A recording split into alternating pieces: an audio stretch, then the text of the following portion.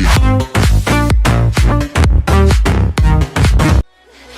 endeavor I wanna remember.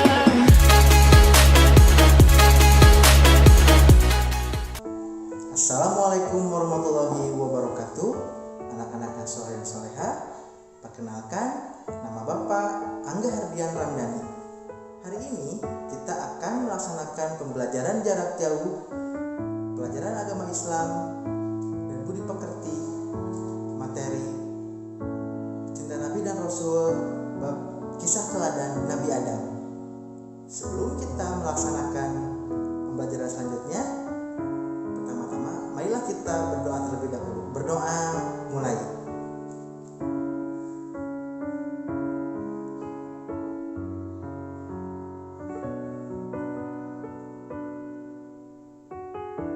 Selesai. Setelah kita berdoa, marilah kita membaca Asmaul Husna terlebih dahulu. Membaca Asmaul Husna dimulai.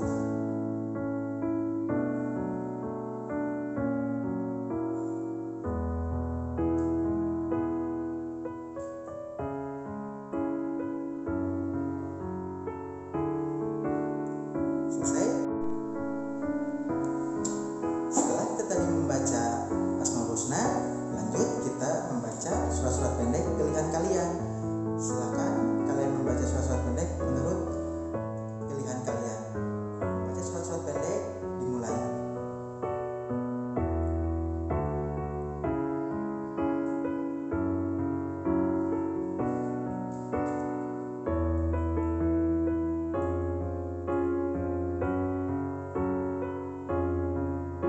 Ya, selesai. Setelah kalian membaca surat-surat pendek, kita langsung saja masuk ke materi kisah keteladanan Nabi Adam. Ya. Kalian sudah ada yang tahu siapa itu Nabi Adam? Ya, betul sekali. Nabi Adam itu merupakan manusia pertama yang diciptakan oleh Allah. Nabi Adam adalah manusia pertama yang diciptakan Allah, yang terbuat dari apa? Ya, betul sekali. Terbuat dari saripati tanah. Suatu hari ketika Allah Subhanahu wa taala memberitakan kepada seluruh makhluk ciptaannya bahwa Ia akan menciptakan makhluk baru yang bernama manusia. Allah lalu mengabarkan kepada seluruh makhluknya bahwa Allah akan membuat makhluk baru. Lalu Allah menciptakan manusia yang diberi nama Adam, yaitu makhluk yang paling sempurna Allah ciptakan. Mengapa Adam disebutkan makhluk paling sempurna? Karena Adam itu selain dibekali oleh akal, pikiran, hati, dan juga ditiupkan juga roh kepada Adam, sehingga sempurnalah manusia sebagai makhluk yang paling sempurna ciptaan Allah. Pada suatu hari, ketika Allah mengumpulkan seluruh makhluknya untuk berkumpul untuk bersujud kepada Adam, ada satu makhluk yang tidak mau tunduk kepada Adam. Siapakah dia? Kalian tahu? Ya, betul ya. Nama makhluk itu adalah iblis. Iblis itu adalah sejenis bangsa jin yang terbuat dari api. Iblis menolak untuk bersujud kepada Nabi Adam. Kenapa? Karena menurut iblis Nabi Adam itu levelnya rendah daripada mereka. Kenapa? Karena Nabi Adam itu terbuat dari tanah, sedangkan iblis terbuat dari api. Lalu Allah pun murka sehingga mengusir iblis dari surga, dan kekal mereka akan menjadi penghuni neraka selamanya. Lanjut cerita, Nabi Adam pun berdiam diri hidup di surga selama beberapa tahun lamanya. Hari demi hari, minggu demi minggu berlalu, Nabi Adam pun mulai merasa kesepian karena di antara semua makhluk Allah dia sendirian, ya. Yang lain berpasang-pasangan, hewan berpasang-pasangan, ya. Tapi Nabi Adam itu hanya sendiri. Lalu Allah pun tahu sifat kesepian Nabi Adam itu, sehingga diciptakanlah satu makhluk lagi dari kalangan manusia yang bernama Hawa. Ya, Hawa itu manusia dari jenis wanita. tugasnya apa? Yaitu untuk menemani Nabi Adam. Sehingga singkat cerita mereka pun menikah, ya. Adam pun menikahi Hawa dan Allah mengizinkan mereka berdua tinggal di surga. Singkat cerita, mereka yaitu Adam dan Hawa tinggal di surga. Lalu Allah pun ada memberikan suatu larangan, kalian boleh tinggal di surga tetapi tidak boleh memetik atau mendekati sebuah pohon. Kalian tahu pohon apa itu? Iya betul, pohon itu namanya pohon huldi. Ya. Nah, di sini timbul mulai nih ya, iblis mulai bermain di sini ya. Iblis mulai bermain, mulai melaksanakan tipu dayanya.